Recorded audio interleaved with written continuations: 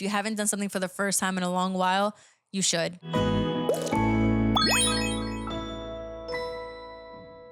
Hello, and welcome back to this week's episode of Yip to My App. I'm Star Erica Star, and today I hope is a day closer to you becoming the version of you that you want to be, because this is the New Year's episode.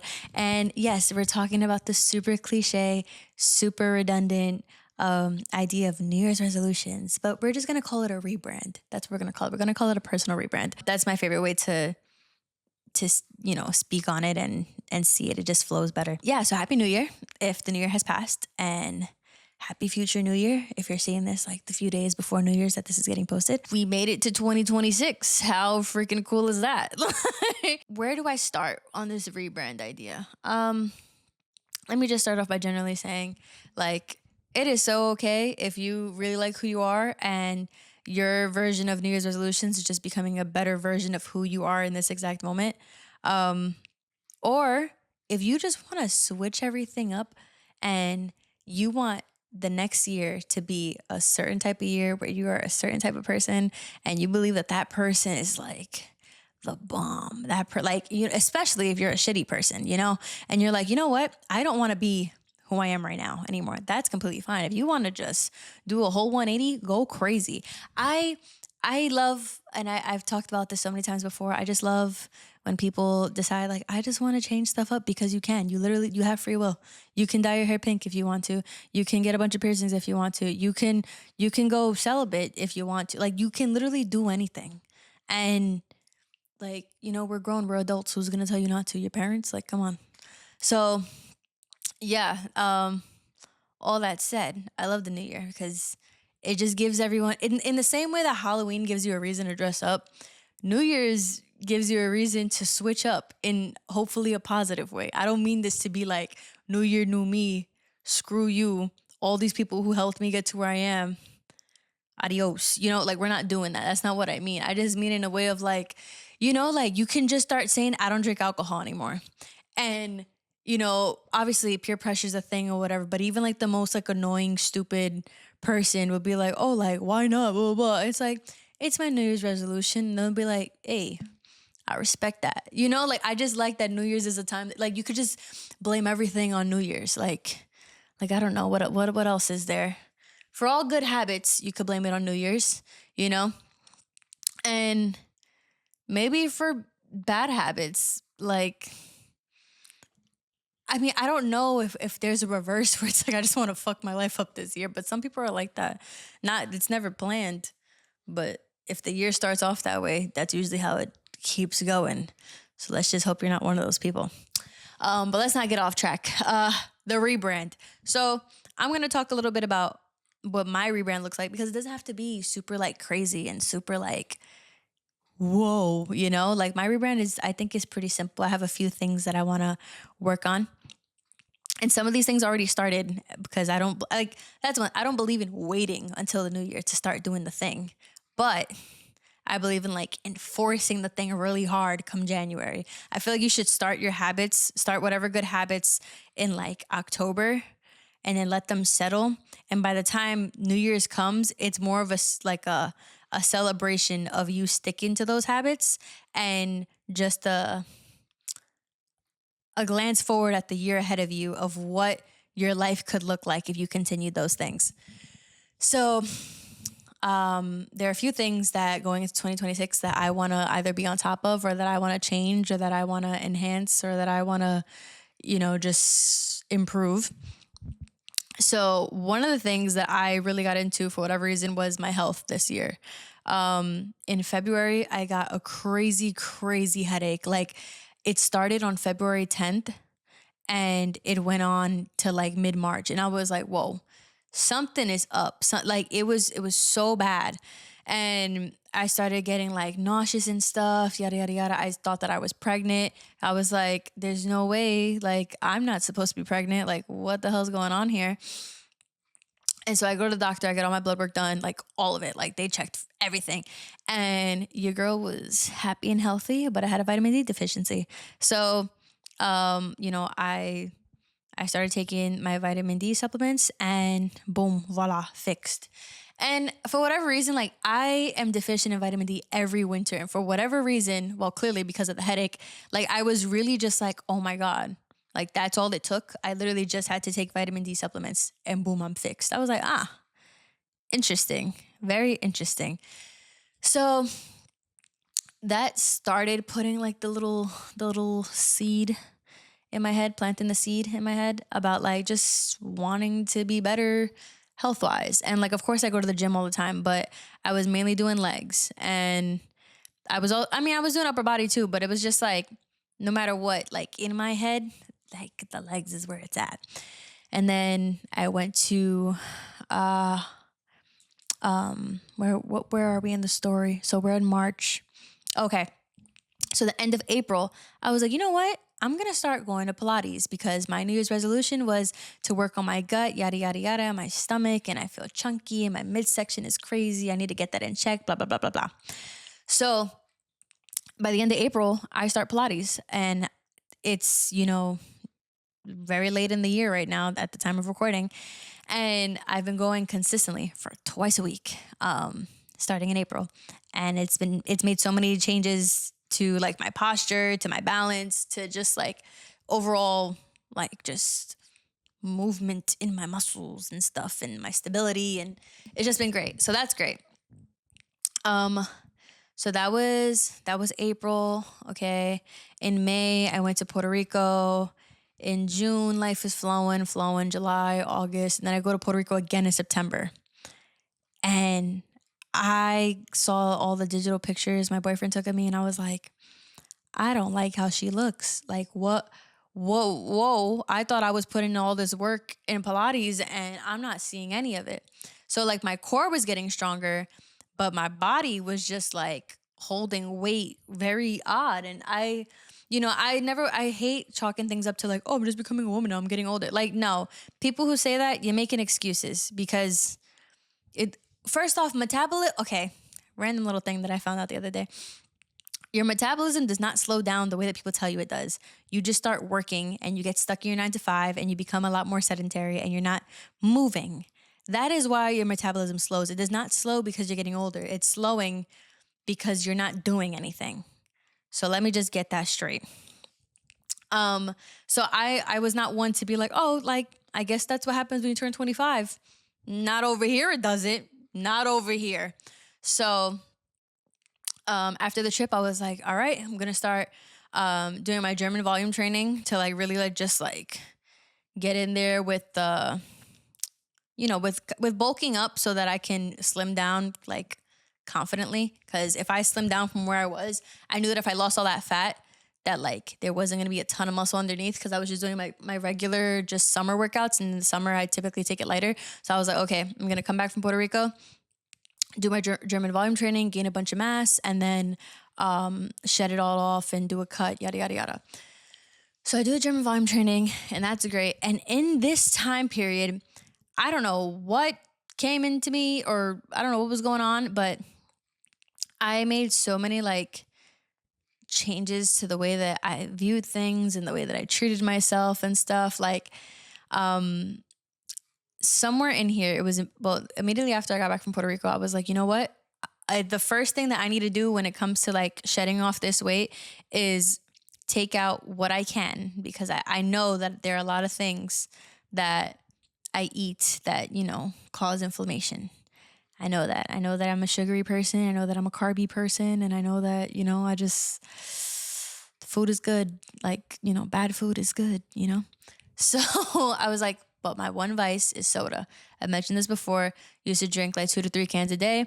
And now I have limited to myself to less than a can a day. And it sounds silly and it sounds crazy, but I've measured in my cups, like the cups I have at home. I've measured like how much of all my different cups is equal to half a can. Cause I poured half a can and, I weighed them, yada, yada, yada.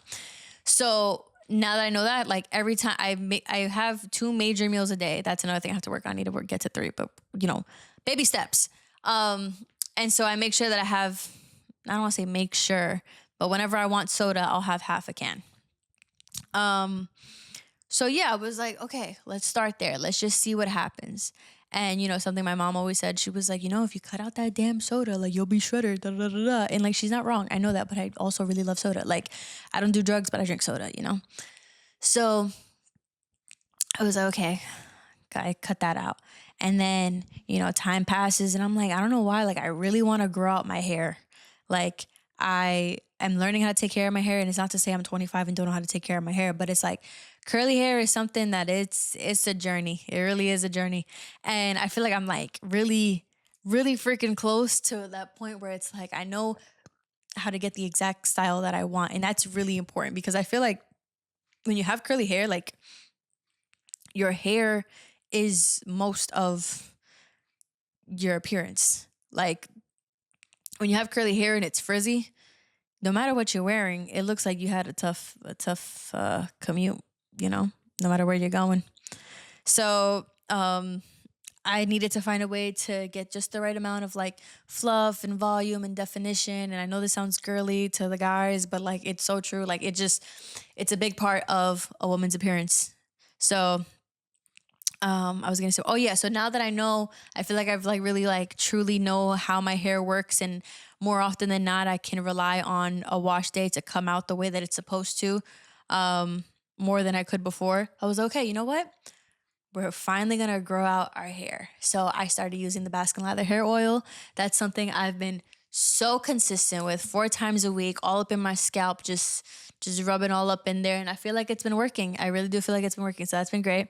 I take now 2 tablespoons of sea moss a day. And if I knew that sea moss tasted like nothing, I would have done this so long ago, because I don't want to jinx this, but every single year at this exact point in the year, at the time that I'm recording, I've gotten sick at least 3 times. Like 1 major sick and then 2 like minor sicks. And by major sick, I mean like 3 days, pretty much bedridden, sinuses messed up, fever, sweating it out, the works. And then like the 2 like minor sicks is more like walking around with a stuffy nose, but like you don't lose enough energy to not be functional, but it's still enough to annoy you. And then like the other sick is usually either like an annoying dry cough or like just like weird fatigue. And I feel like that also like ramped up like after COVID. Like I don't know, no one knows the long-term effects of COVID, but I do feel like I've had more moments where I'm just like heavily fatigued, and it's like you don't feel sick, but you just feel weird and like so like I said, typically at this point in the year, I've gotten sick like 3 times. I started taking the sea moss in September, 2 tablespoons a day, and I haven't gotten sick. And it's like, people say this, people online and, the ads, they say it so often that you stop believing that it's true. But like, they say it helps with your skin, and they say it helps with your hair, and they say it helps with your digestion and all this stuff. And I'm just like, I don't know. This kind of sounds like a little like miracle drug of some sort. It says it helps with your immune system, all that. Listen, I know I'm doing a bunch of other things in my life, but my hair is feeling great. My skin is super clear. My stomach is getting flatter, and I haven't been sick. And not getting sick is freaking huge for me, because I have like a bad history of like sinus infections. I almost always have Sudafed in my medicine cabinet, and nothing. Like I am so grateful that I haven't gotten sick. And if all it means is taking, 2 tablespoons of this flavorless Jello, honestly, because it's a gel. Like when you take a spoonful of it, like it maintains its shape. That it's Jello. It's pretty much Jello. It's expensive, but if that means that, this is all it takes for me to maintain my health and not have to deal with, sleeping on only one side of my body because my sinuses are messed up for 5 nights in a row, so effing be it. Like that is what people, they say this all the time. Like, when it comes to your health, that it's like, it's not until you're sick that you're grateful for, being able to breathe and blah, blah, blah. But this is the first time that like I can feel the difference in just like being healthy for a prolonged period of time. And I'm like, this is what this feels like. Like, there's a bunch of health nuts online and stuff, but I think that this year, for whatever reason, prioritizing my health, obviously there's so many other things that I got to work on, but it's like already the things that I've mentioned, like they've all been helping like tremendously. So I'm like, whoa, like this is a nice life. But, what's unfortunate about it is like a life like this, CMOS is expensive. Pilates is expensive. Going to the gym as much as I do takes time. Oiling my hair takes consistency and planning, especially when I have curly hair, because you got to like work it around your wash days and stuff. And once again, I know it sounds silly and stuff, but still, it's still time and it's still extra commitment for something. And yeah, like it sucks that that's the case, but I'm fortunate enough to be in a situation where I can do all these things. And I'm just so grateful that I can be this healthy at this age, at this point in my life. Another thing that I decided to, in this case, stop doing, having to do with my health, is stop taking birth control. That was huge. That was freaking huge for me because birth control is, for my ladies who've been on birth control for a majority of their lives, birth control is like the best mental crutch for when you're sexually active and you don't want babies, and you also use a condom, and you also occasionally use a plan B just because you're nervous that maybe the birth control didn't work. Like it's so nice to have, like in my case, I was taking the pill, to have this thing that you take every day that just ensures that you won't have babies, especially when you're single. When you're single, birth control is your best friend. Like it's just such a nice like safety net. And of course, it's a certain level of accuracy, yada yada yada. I know, but I've been fortunate enough also to have not had any, complications, issues, babies, none of that. Like that's never happened. So like I'm very happy about that. I'm very, very grateful, all that. But yeah, it's the best for that. But I'm 25.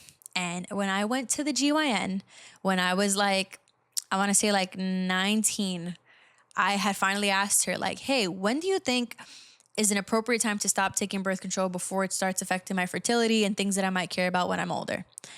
And her answer pissed me off in the moment. And I think it pisses me off even more now because I was on birth control for almost 10 years. Next year would have made 10 years.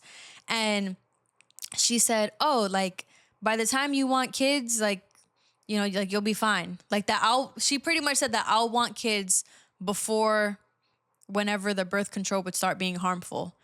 And she doesn't, like, what if I never wanted kids? Like, that was just such an inappropriate answer to tell a 19-year-old because, at the time I'm young. So like, I truly don't care. I'm like, you know what? Well, I'm still young and I'm not going to, I hope that she assumes that I won't want a kid in the next 5 years. Like, that's just what but it's like, I shouldn't have to rely on that kind of answer. I was like, this is actually kind of ridiculous. Like looking back, I was like, that's actually wild. I should have said like, can you give me a legit answer? Because like that does nothing for me. So, yes, next year would have made, okay, well, this is a New Year's episode. So 2026 would have made 10 years of me being on birth control. And I was like, you know what? I don't know. Like my mom would always say things to me like, like maybe you should get off just because like it does mess with your hormones and all that. And hormone health is huge, blah, blah, blah. And like, that was all going in one ear out the other. Cause I'm like, listen, like I'm having safe sex. Like everything's fine. Everything's A-okay. Like, all this protection because no one is more scared of babies than me. So, babies are cool when they're someone else's. So yeah, my mom would always tell me like, they might be messing with me. And I was just like, yeah, whatever. And then you start seeing like these scary Instagram posts where it's like, I'm now infertile, blah, blah, blah. And it just so happens I was taking birth control for X amount of time, but there's no like clear direct sign that it was the cause. And, I know how like censorship works and stuff online. Like as much as we like to say we're free and yada, yada, yada, like it's a thing. And nowhere is it published that birth control directly causes infertility. And, anyone who does say that their birth control causes their infertility, like often get shadow banned or like, you just never hear from them again. So yeah. I was going somewhere with that. Yeah. Okay. So then I see all these scary things online, and then, I had already decided that I was going to stop at this point. Cause I was like, like I, I don't think I need it. I feel like at this point I am very responsible enough. Very responsible enough. That doesn't sound like something a responsible person would say. Like that sounds so stupid. I think that I'm responsible enough to like track my cycle and to, I'm very consistent with contraception and condoms and all that good stuff. Like this is just me being transparent. I'm very good with all that. I'm like, you know what? Like I trust myself enough, and I'm in, a solid relationship. I'm not out here, I'm not outside being single and, all these weird dudes and stuff. I'm like, okay, like I think I have the responsibility to take care of myself and take care of my sexual health. So then I listened to a Jay Shetty podcast, and the guest, I think she was like a GYN or she studied women. She knew all about vaginas. She knew all about hormone health. She knew about a lot. And he asked her, like, does birth control affect fertility? And she didn't really give a straight up answer. And back to what I said before, I think it's because she wasn't really allowed to and can't really say certain things. But she did say that, like using birth control for a hot minute can do things. I don't know exactly what things, but things can happen. But another major thing that she said is that it causes inflammation. She said it's big when it comes to causing inflammation. And like, I don't know in what way she meant it, whether it be like physically, like, you start gaining weight. Cause I mean, some birth controls, like they make you gain weight, but I never saw that like immediate response. Like I was on it for 10 years and I never felt like any of my weight gain was because of the birth control. Like it always was in line with like my workout routines and stuff. So she said that, but I was also thinking like, obviously like your organs can be inflamed and you can't see that. And whatever which way she meant just like gave me reassurance in my decision of stopping the birth control. I was like, you know what? I'm okay. I think like I was kind of freaking out initially because like this is like a drug, not that you're addicted to, but like mentally there's this thing of like, if I don't take this, I will be pregnant. Like that's like the mindset I feel like people on the pill specifically have, because it's like, you take it every day at a certain time. It becomes a ritual. It becomes a habit, yada, yada, yada. And the one time you miss it, and let's say you happen to have sex on that day, you're like, oh my God, that is the day that I will conceive. Like you just start freaking out. Like another reason I chose the pill when I got on the pill was because I'm very anxious, and I knew that taking the physical pill would help me mentally, because I feel like, having something in your arm or having something in your crotch or, all the other forms of birth control, like I'm not hyper aware of its existence and it bothered me. So for me, taking a pill every day felt like, okay, well, I took this pill today, so it's working. And then I'm going to do the same thing tomorrow, and that still means it's working. Like I couldn't do like a one and done situation. So there's some background on that. So yeah, big decision of 2025, stopping birth control. And another thing too is just like hormone health. Like some stuff I've been learning recently is that hormone health is huge when it comes to literally how you live your day-to-day life. Like from the way that you wake up in the morning to like your mood throughout the day, and your like just there are so many things that your hormones affect. And like, obviously cortisol is like the main one. It's the stress hormone.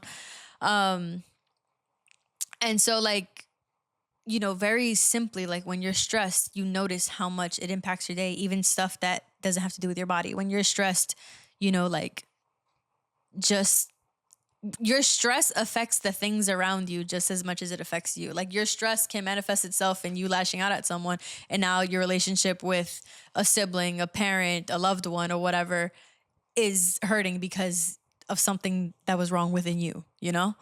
So, um, yeah, point is your hormone health is super important and so many things affect it.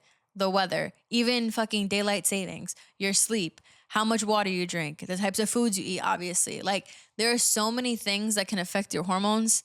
And I think realizing that, like, of course I knew that I had this thing in my body for 10 years straight that was messing with my hormones. And I got to a point where I was like, well, it's been so long. Like, however which way my hormones are set up right now, is just the way it is. And you know, I've been chilling this far. Like, why would I change that? But it also stops me from, and this is where I get a little woo woo, but like being in tune with my body as a woman, like truly like knowing my body inside and out without any other interference. And I feel like I do want to get to that point where you know, like some, like it's crazy to me. Like some women who have their period and okay, that's another thing. On the pill, I wasn't having my period because you can skip it. You know, the girls who know, like, I don't have to explain this to the guys watching. So, or if the guys are even still on here. So like, what's it called? So I wasn't having my period and oh my God, I was getting somewhere with that. Girls who have their period. Something about girls who have their period. Damn. Oh yeah. So for the girls who have their period, like I know so many who just, they wake up and they just know what type of time in their body's on. They know if they're ovulating. They know what phase of their menstrual cycle that they're on. They know the day that the blood is gonna start just gushing. You know, like they know when the period starts, but they know when the bad day is. Like they just feel it. Like they wake up and they know. Obviously not because it's in their pants. I'm just saying like because they wake up and they're like, oh, like the way that their cramps are feeling or like, you know, like everyone has their different symptoms. Like, you know, everybody's body is different. Like some people get sore in certain places. Some people get headaches. Some people, stuff happens with their vision. Some people like just, it's just so many freaking things. And I just want to get to a point where I just know my body so well and I just understand its workings to a point that I just feel more complete. Cause, you know, I'm very connected to my body with how often I go to the gym and my working out and stuff. But I just feel like that's just, as a woman, it's a very different level of, I'm aiming for a word that means like in tune, but like I can't really grasp it at the moment. But it's just, you know, I just feel closer to myself. And I think that that's something I want going, you know, somebody said I was pushing 30 the other day and I couldn't even tell that they were wrong because I'm halfway through 20. I was like, oh shit, I am pushing 30. So yes, pushing 30, that's something I want to be a little bit more in tune with. But these are all things, you know, that have to do with my health. And I just feel like, I don't know, everything felt good to start now.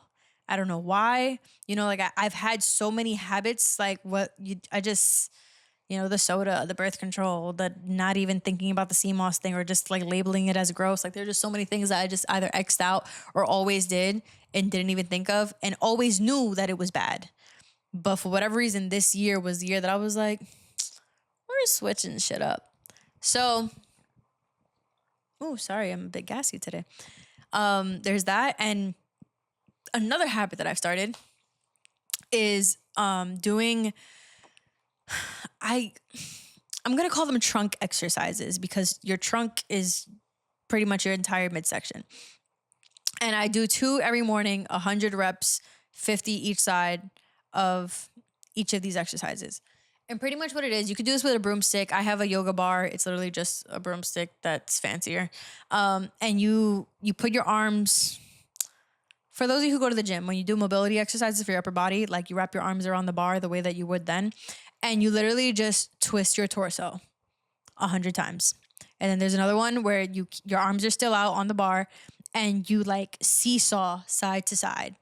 And I don't know all the benefits of it, but I got it from a video of someone who's an ex-bodybuilder and he was like, listen, do this every morning and you'll get the obliques and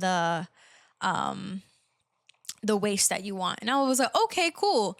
And so I started doing it for aesthetics. And then I started looking, you know, more stuff up about these kinds of exercises. And it was like, especially when you do them in the morning, It helps a lot with your digestion, and it helps with a lot of just like literally getting things moving in your digestive system. I was like, oh, I like that. I really like that. You know, it'll help with gas. It'll help with getting things up, getting things out, you know what I mean? So I was like, okay, I enjoy this. So that's another habit I've picked up, and it's part of my morning routine. And something that I don't know which episode I mentioned it in, but I said that I really want to get into a a good like sturdy morning routine, because I feel like I'm great with routine. And I feel like I haven't had a morning routine ever, because you know, I was going to school and then COVID and blah blah blah. Like it was just like, you know, you just get ready and you get out. But I'm in a place now that I can wake up and do a sequence of things, and these things will be what make my day feel complete before it's even started. And I really like that. I like the sense of accomplishment before even getting to my first like chore, task, or, you know, errand of the day. So yeah, that's that. And all that to say, like my real New Year's resolution last year for 2025. Okay, my New Year's resolution in 2024 for 2025 was to get my stomach in check. And I didn't know what that meant for myself. And throughout the year, I feel like I started picking up hobbies and habits that all helped me attain that one goal. So my advice to you is, it's okay if you have a broad New Year's resolution. I don't think that that's an issue. I thought that was an issue when I made mine, because I was like, how am I going to do it? But the year, you know, if you're like me and the woo woo sense and you have trust in the universe will flash little things at you and tell you and give you signs and be like, hey, here are the resources. Here are the things. Here are the teachings. Here are, you know, the things you need to get to your goal. It's just up to you to work on it or take them or whatever. Because everything that I'm mentioning all happened throughout the year. It started off slow, but I feel like towards the end of the year, stuff just started picking up. And I was like, okay, I'm going to do all these things and I'm going to be a better me. And let's fucking go, you know? So yeah, that's my advice to you. It's okay if you have a broad goal. It's okay if you don't know how you're going to get to your end point, but for as long as you have a goal, I think that it's really important at the beginning of every year, especially just because of like how the calendar year works. Like, you know, I personally, this is just me, I got a thing for the Chinese New Year. It makes a lot more sense to me. I feel a lot more like, you know, reborn in a way during that period of time. It's also around my birthday. I don't know if that has anything to do with it, but you know, when it comes to like really getting the ball rolling, it typically for me starts around February. That's me, you know, or like I said, around the Chinese New Year, because the Chinese New Year, I think it's even been, I think, as early as like the end of January, because my birthday is the second week of February, but I know it's also been after my birthday. So, all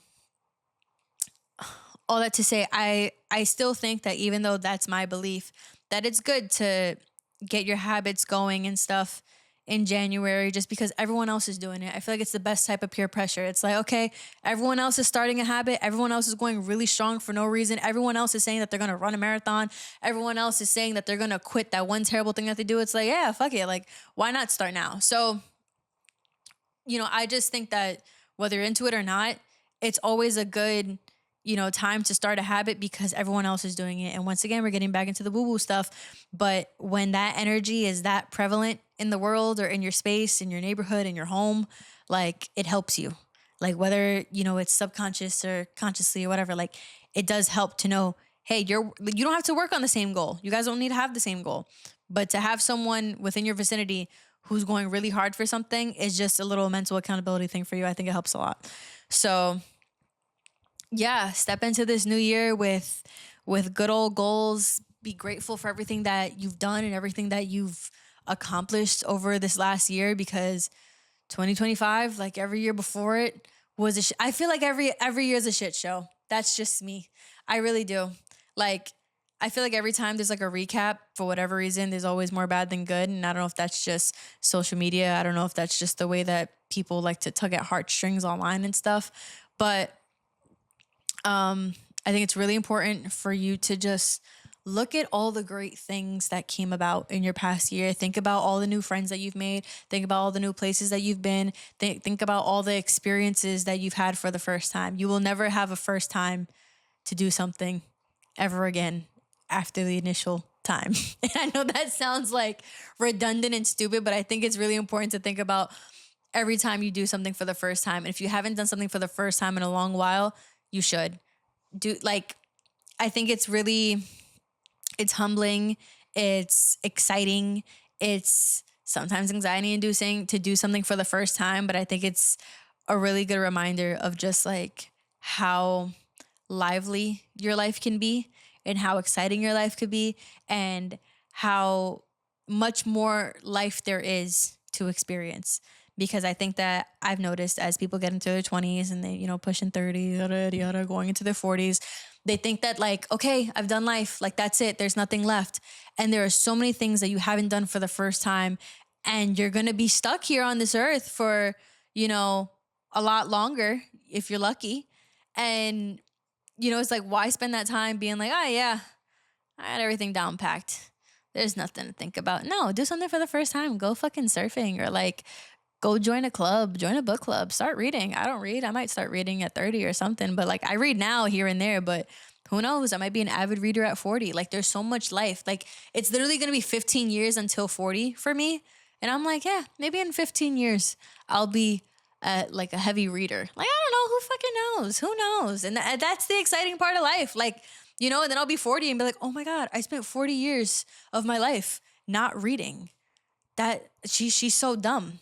Like, this is a wonderful world of reading. And I'll be reading so many books, so many pieces of literature for the first time at 40. So that's what I mean when I say like, be grateful for all the things that you've done for the first time now, for all the hobbies you've picked up, for all the skills that you have, for everything that you've learned. Like, be grateful because you're doing things.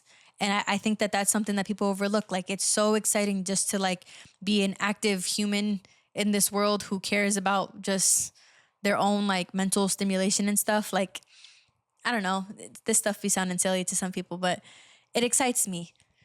So, I know this was a New Year's episode and all I did was speak about 2025, but I say this to motivate you to look into 2026 with as positive of a mindset as possible, with as ambitious of a mindset as possible. I want you to go into 2026 thinking that you can do something, not thinking, believing, full on believing that you can do something that 2018 you would have never imagined, Like, I want you to go into 2026 ready to take on anything. I want you to feel inspired to do the thing that you've been putting off for too many years, too many months. I want you to do something for the first time. I want you to do so many things for the first time. And I want you to feel alive. That's another thing that I feel like people it's a feeling I feel like people stopped searching for. And I think that feeling alive sometimes means doing something really scary. Sometimes it means breaking up with someone. Sometimes it means falling in love. Sometimes it means, reconnecting with people. Sometimes it means something as simple as going on a roller coaster for the first time because you're scared of heights. Sometimes it means taking on a hobby, taking on a new sport. Like, I cannot express enough, and I'm sounding really repetitive at this point, how much I want you to feel inspired. I want you to feel alive. I want you to just, in some ways, be a kid again. Because whatever energy and magic there is in being a child and not knowing about what it is to be an adult, is something that more than most adults lack. And it's a feeling that is very accessible if you put yourself in a place to grasp it, get it, reach it, whatever. Bunch of synonyms. So, yeah. Happy New Year. Happy 2026. Happy new beginnings. Happy life. Happy amazing world. Yeah. Thank you for watching. Thank you for listening. I hope 2026 treats you with so much love and warmth. I love you guys.